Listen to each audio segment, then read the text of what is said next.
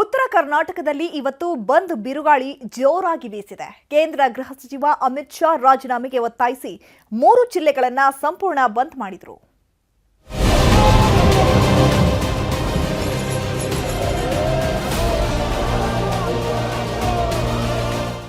ರಾಜ್ಯಸಭೆಯಲ್ಲಿ ಅಂಬೇಡ್ಕರ್ ಬಗ್ಗೆ ಕೇಂದ್ರ ಗೃಹ ಸಚಿವ ಅಮಿತ್ ಶಾ ಆಡಿದ ಒಂದೇ ಒಂದು ಮಾತು ಇನ್ನೂ ಧಗಧಗಿಸ್ತಾನೇ ಇದೆ. ಸಂಸತ್ನಲ್ಲಿ ಹೇಳಿಕೆ ಕೊಟ್ಟು 1 ತಿಂಗಳಾಗ್ತಾ ಬಂದ್ರು ಆಕ್ರೋಶ ಮಾತ್ರ ಆರ್ತಿಲ್ಲ. ಅಮಿತ್ ಶಾ ರಾಜೀನಾಮೆ ನೀಡಬೇಕು ಅಂತ ಉತ್ತರ ಕರ್ನಾಟಕದಲ್ಲಿ ಅತಿ ದೊಡ್ಡ ಹೋರಾಟ ನಡೀತಾನೇ ಇದೆ.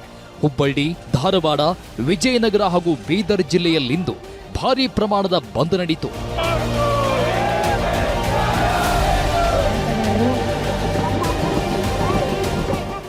ವಾಣಿಜ್ಯ ನಗರಿ ಹುಬ್ಬಳ್ಳಿ ಇವತ್ತು ಸಂಪೂರ್ಣ ಸ್ತಬ್ಧವಾಗಿತ್ತು. ವ್ಯಾಪಾರ ವಹಿವಾಟು ಬಂದ್ ಮಾಡಿದ ಪ್ರತಿಭಟನಾಕಾರರು ಬಿಜೆಪಿ ವಿರುದ್ಧ ಕಹಳೆ ಮೊಳಗಿಸಿದ್ರು.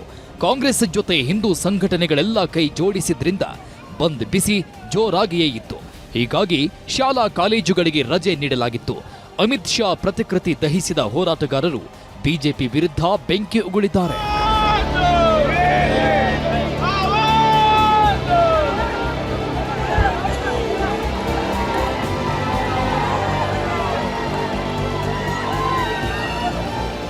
ಧಾರವಾಡದಲ್ಲೂ ಬಂದ್ ಬಿಸಿ ಜೋರಾಗಿತ್ತು. ಬಂದ್ ಧಿಕ್ಕರಿಸಿ ರಸ್ತೆಗಿಳಿದ ವಾಹನ ಚಾಲಕರಿಗೆ ಪ್ರತಿಭಟನಾಕಾರರು ಶಾಕ್ ಕೊಟ್ಟರು. ಬಸ್, ಕಾರುಗಳ ಟೈರ್ನ ಗಾಳಿ ತೆಗೆದು ಆಕ್ರೋಶ ವ್ಯಕ್ತಪಡಿಸಿದ್ರು. ರಜೆ ಘೋಷಿಸಿದ್ರು. ಶಾಲೆ ನಡೆಸುತ್ತಿದ್ದ ಸಿದ್ದಪ್ಪ ಕಂಬಳಿ ಕಾಲೇಜಿಗೆ ನುಗ್ಗಿ ಆಕ್ರೋಶ ವ್ಯಕ್ತಪಡಿಸಿದ್ರು.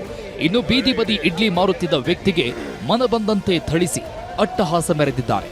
ಬಂದ್ ಓಕೆ, ಆದ್ರೆ ಬಡಿದಾಟ ಯಾಕೆ ಅನ್ನೋದಕ್ಕೆ ಉತ್ತರವೇ ಇಲ್ಲದಂತೆ ವರ್ತಿಸಿದ್ದಾರೆ ಬಂದ್ ಮಾಡಲೆತ್ನಿಸಿದವರು.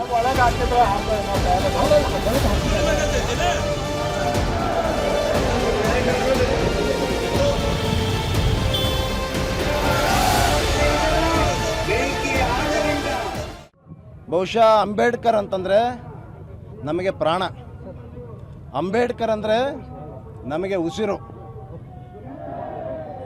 ಇವತ್ತು ಅಂತಹ ವಿಶ್ವಮಾನವನ ಬಗ್ಗೆ ಇವತ್ತು ಭಾಳ ಲಘುವಾಗಿ ಮಾತಾಡಿದ್ದು ನಾವ್ಯಾರೂ ಕೂಡ ಸಹಿಸಿಕೊಳ್ಳೋದಿಲ್ಲ. ಅಮಿತ್ ಶಾ ಹೇಳಿಕೆಗೆ ಬೀದರ್ನಲ್ಲಿಯೂ ಬೆಂಕಿ ಬಿರುಗಾಳಿ ಎದ್ದಿತ್ತು. ಕೋಲು ಬಡಿಗೆ ಹಿಡ್ಕೊಂಡು ಪ್ರತಿಭಟನಾಕಾರರು ನುಗ್ಗಿ ಬರ್ತಿದ್ದಂತೆ ದೊಡ್ಡ ಹೈ ಡ್ರಾಮಾವೇ ಶುರುವಾಯಿತು. ಇನ್ನೇನು ಅನಾಹುತ ಸಂಭವಿಸುತ್ತೆ ಎನ್ನುವಷ್ಟರಲ್ಲಿ ಪೊಲೀಸರು ಪರಿಸ್ಥಿತಿಯನ್ನ ತಹಬದಿಗೆ ತಂದ್ರು.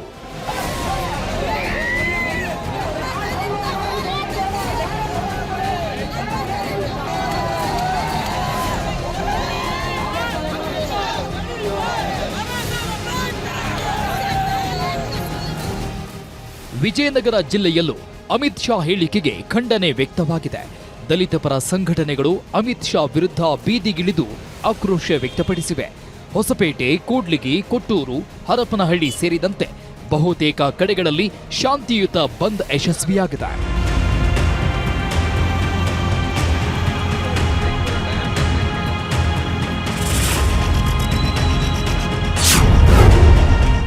ಬಂದ್ ಬಿಸಿ, ಬಸ್ ಇಲ್ಲದೆ ಜನ ಹೈರಾಣ. 3 ಜಿಲ್ಲೆಗಳಲ್ಲೂ ಬಂದ್ ಬಿಸಿ ಜೋರಾಗಿದ್ರಿಂದ ಸಂಚಾರ ವ್ಯವಸ್ಥೆ ಅಸ್ತವ್ಯಸ್ತವಾಗಿತ್ತು. ಹೀಗಾಗಿ ಜನಸಾಮಾನ್ಯರು ಪರದಾಡಿದ್ದಾರೆ.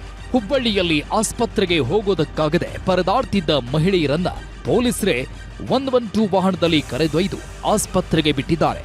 ಒಟ್ನಲ್ಲಿ ಉತ್ತರದ ಬಂದ್ ಯಶಸ್ವಿಯಾಗಿದ್ದು ರಾಜಕೀಯ ಮೇಲಾಟಕ್ಕೆ ಸಾಕ್ಷಿಯಾಗಿದ್ದಂತೂ ಸುಳ್ಳಲ್ಲ.